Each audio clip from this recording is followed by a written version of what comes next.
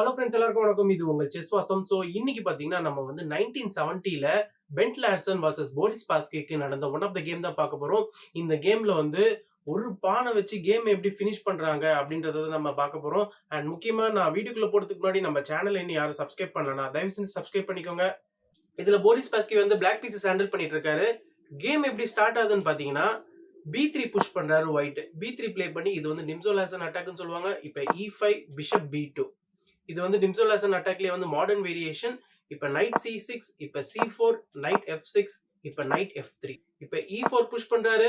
E4 push பண்ணி இந்த night வந்து ஃபர்தரா அட்டாக் பண்றாரு. இப்ப நைட் D4, இப்ப bishop C5. Bishop C5 play பண்ணதுக்கு அப்புறமா இந்த இடத்துல night take C6, D take C6. இப்போ வந்து இந்த பான்ஸ் வந்து டபுள் ஆகுது பிளாக்குக்கு. அண்ட் சென்டர் பான்ஸ் வந்து விலகியும் போச்சு பிளாக்குக்கு இந்த இடத்துல. இப்ப E3 புஷ் பண்றாரு ஒயிட். E3 புஷ் பண்ணி இந்த பிஷப் வந்து ஆக்டிவேட் பண்றாரு. இப்ப பிஷப் F5. இந்த இடத்துல பிஷப் F5 பாத்தீங்கன்னா ஒரு நல்ல மூவ். ஏன்னா இந்த பிஷப் F5 பிளாக் உடைய சென்டர் பானை வந்து கார்ட் பண்ணிட்டு இருக்காரு. இப்ப குயின் C2. இப்ப குயின் E7. இப்ப பிஷப் E2. ரெண்டு பேருமே அவங்களுடைய பீசஸ் வந்து டெவலப் பண்றாங்க. இப்ப போரிஸ் பாஸ்கே பாத்தீங்கன்னா குயின் சைட் கேசல் பண்றாரு. இப்ப F4 புஷ் பண்றாரு ஒயிட். இப்ப நைட் G4. இந்த இடத்துல நைட் G4 இமிடியேட்டா புஷ் பண்ணி ஒயிட் உடைய கிங் சைட்ல போரிஸ் பாஸ்கே போறாரு. இப்ப G3. இந்த இடத்துல G3 ப்ளே பண்றாரு. இப்ப H5. பாஸ்கே பாத்தீங்கன்னா குயின் சைட்ல கேசல் பண்ணிட்டு அவரு இந்த சைட்ல இருக்கிற பான்ஸை வந்து இப்ப புஷ் பண்றாரு. இப்ப H3 புஷ் பண்றாரு ஒயிட். H3 புஷ் பண்ணி இந்த நைட்டை வந்து அட்டாக் பண்றாரு. இந்த இடத்துல ஸ்பாஸ்கி பாத்தீங்கன்னா அந்த நைட்டே வந்து சாக்ரிஃபைஸ் பண்றாரு. அதாவது H4 ப்ளே பண்றாரு. H4 பாத்தீங்கன்னா இந்த இடத்துல வந்து ஒரு பிரில்லியன்டான மூவ். ஃபர்ஸ்ட் இந்த நைட்டை கேப்சர் பண்றதுக்கு முன்னாடி நம்ம இந்த நைட்டை கேப்சர் பண்ணாம பான் டெக்ஸ் பான் ப்ளே பண்ணா என்ன ஆகும்னு காட்டுறேன். பான் டெக்ஸ் பான் ப்ளே பண்ணா வச்சுக்கோங்களேன். இந்த இடத்துல வந்து நைட் டெக்ஸ் E3 வரும். நைட் டெக்ஸ் E3க்கு அப்புறமா திருப்பி இந்த நைட்டை நம்ம கேப்சர் பண்ணணும்னு வச்சுக்கோங்களேன். இப்ப குயின் டெக்ஸ் H4 செக் வரும். குயின் டெக்ஸ் H4 செக் மூலியமா இப்ப கிங்கால வந்து இந்த D5க்கு வர முடியாது. இந்த D5ல இந்த ரூக் வந்து சூப்பரா கவர் பண்ணிட்டு இருக்காரு. அதனால இப்ப கிங் வந்து F1 தான் வந்தாகணும். கிங் F1 வந்ததுக்கு அப்புறமா இப்ப பிஷப் டெக்ஸ் H3 பாத்தீங்கன்னா இன்னொரு ஒரு சூப்பரான செக். இந்த பிஷப் டெக்ஸ் H3க்கு அப்புறமா நீங்க சப்போஸ் கிங் G1 வந்தீங்கன்னு வச்சுக்கோங்களேன். இப்ப குயின் G3 பாத்தீங்கன்னா ஒரு சூப்பரான செக்மேட். அதனால நீங்க வந்து ரூக் டெக்ஸ் H3 தான் ப்ளே பண்ணி ஆகணும். இப்ப திருப்பி குயின் டெக்ஸ் H3 பாத்தீங்கன்னா ஒரு செக். இப்ப கிங் E1 வராருன்னு வச்சுக்கோங்களேன். இப்ப குயின் G3 செக். இப்ப கிங் F1 வந்ததுக்கு அப்புறமா இந்த இடத்துல ரூக் H1 பாத்தீங்கன்னா ஒரு சூப்பரான செக்மேட். அதனால இந்த பொசிஷன்ல ஒயிட் வந்து இந்த நைட் அக்செப்ட் பண்ணிக்கிறாரு. இப்ப பான் டெக்ஸ் நைட் ப்ளே பண்ணதுக்கு அப்புறமா இப்ப பான் டெக்ஸ் பான். இப்ப பான் டெக்ஸ் பான்க்கு அப்புறமா இந்த இடத்துல ரூக் ஃபைல் ஓபன் ஆயிடுச்சு. அண்ட் ரொம்ப ஒரு முக்கியமான விஷயம் என்னன்னு பாத்தீங்கன்னா இப்ப இந்த G5ல பிளாக் உடைய பான் இருக்காரு. இதுதான் பாத்தீங்கன்னா ஒரு டார்ச்சரான பானை. இப்ப ரூக் G1 ப்ளே பண்றாரு. ரூக் G1க்கு அப்புறமா இப்ப இன்னொரு ஒரு பிரில்லியன்டான மூவ் ப்ளே பண்றாரு போரிஸ் பாஸ்கே. அது என்ன மூவ்ன்றது வேணும்னா நீங்க திருப்பி வீடியோவை பாஸ் பண்ணிட்டு ட்ரை பண்ணி பாருங்க. அது என்னன்னா ரூக் H1 ப்ளே பண்றாரு. ரூக் H1 ப்ளே பண்ணி ரூக்கே பாத்தீங்கன்னா சாக்ரிஃபைஸ் பண்றாரு. இந்த இடத்துல ரூக் டெக்ஸ் ரூக் ப்ளே பண்றாரு ஒயிட். இப்ப சிம்பிளா G2 ப்ளே பண்றாரு. G2 பாத்தீங்கன்னா இன்னொரு ஒரு பாய்சனஸான மூவ். இந்த இடத்துல நீங்க வந்து H1 அப்படி இல்லைன்னா F1 எங்க போட்டாலுமே உங்களுடைய ரூக் போயிடும். நீங்க சப்போஸ் உங்களுடைய ரூக்க G1ல போடுறீங்கன்னு வச்சுக்கோங்களேன். இந்த இடத்துல சிம்பிளா குயின் H4 செக் போறோம். குயின் H4 செக்கு அப்புறமா இப்ப கிங் D1 வருவாரு.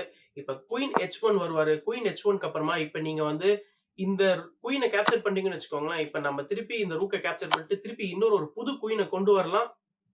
இந்த இடத்துல பாத்தீங்கன்னா நீங்க பிஷப் F1 தான் ப்ளே பண்ண முடியும். இப்ப குயின் டெக்ஸ் பிஷப் பாத்தீங்கன்னா ஒரு சூப்பரான செக் பேட்.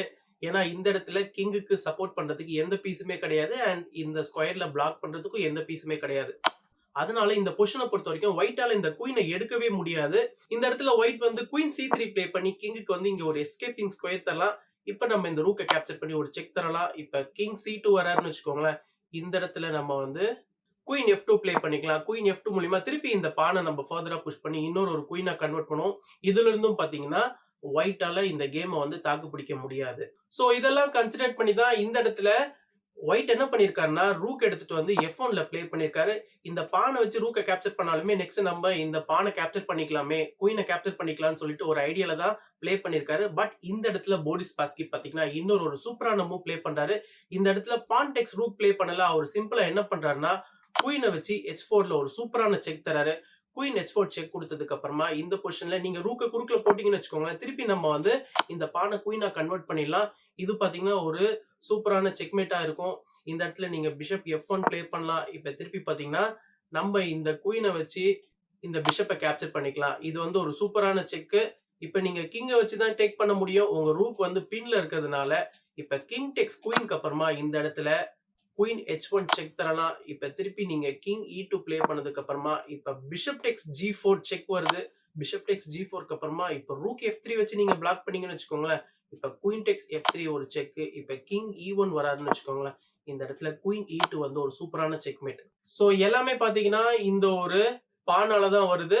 இந்த எல்லா வேரியேஷனுமே. அண்ட் அதனால இந்த பொசிஷனை பொறுத்த வரைக்கும் ஒயிட்டால வந்து ரூக் எடுத்துட்டு வந்து இந்த F2 ஸ்கொயர்ல போட முடியாது. இந்த இடத்துல ஒயிட் என்ன பண்றாருன்னா அவருடைய கிங்க வந்து ஃபர்தரா D1ல போடுறாரு. இப்ப பான் டெக்ஸ் ரூக் மூலியமா திருப்பி இன்னொரு ஒரு குயின் கன்வெர்ட் ஆகுது. இந்த பொசிஷன்ல இருந்து ஒயிட் வந்து கேமையே வந்து ரிசைன் பண்ணிட்டாரு. ஒயிட் வேணும்னா இந்த குயினை வந்து கேப்சர் பண்ணிக்கலாம். இந்த குயினை நீங்க கேப்சர் பண்ணீங்கன்னா சிம்பிளா பிஷப் டெக்ஸ் G4 ஒரு சூப்பரான செக் வரும். இப்ப திருப்பி கிங் C1 வந்தாரு வச்சுக்கோங்களேன். நம்ம குயின் E1 செக் தரலாம். இப்ப நீங்க குயினை வச்சு தான் குறுக்குல போடணும். இப்ப குயின் டெக்ஸ் குயின் பாத்தீங்கன்னா ஒரு சூப்பரான செக்மேட். அதனால இந்த பொசிஷன்ல இருந்து ஒயிட் வந்து கேமை வந்து ரிசைன் பண்ணிட்டாரு. ஒரு பானை வச்சு எப்படி சிம்பிளா போரிஸ் பாஸ்கி வந்து கேமையே வந்து டோட்டலா ஒயிட்டோடைய பொசிஷனை கொலாப்ஸ் பண்ணிருக்காருன்றத பார்க்கலாம் இந்த கேமை பொறுத்த வரைக்கும். அண்ட் இந்த கேமை பத்தின உங்களுடைய கருத்துக்களை நீங்க கண்டிப்பா கமெண்ட் செக்ஷன்ல மென்ஷன் பண்ணுங்க. சோ நம்ம ஒரு பான் தானே அப்படின்னு சொல்லிட்டு ரொம்ப அசால்ட்டா விட்டுட்டோம்னா கண்டிப்பா அந்த பான் பாத்தீங்கன்னா கேம்ல வந்து நம்மளுக்கு ஒரு நல்ல லெசனை கொடுக்கும். சோ இந்த மாதிரியான ஒரு விஷயத்த நம்ம கண்டிப்பா எடுத்துக்கிட்டு நம்மளும் நம்மளுடைய கேம்ல வந்து ஃபர்தரா இம்ப்ரூவ் பண்ணணும். சோ ஃபைனலா நான் சைன் அப் பண்றதுக்கு முன்னாடி நம்ம சேனல் இன்னும் யாரும் சப்ஸ்கிரைப் பண்ணலன்னா தயவு செஞ்சு சப்ஸ்கிரைப் பண்ணிக்கோங்க. தேங்க்யூ.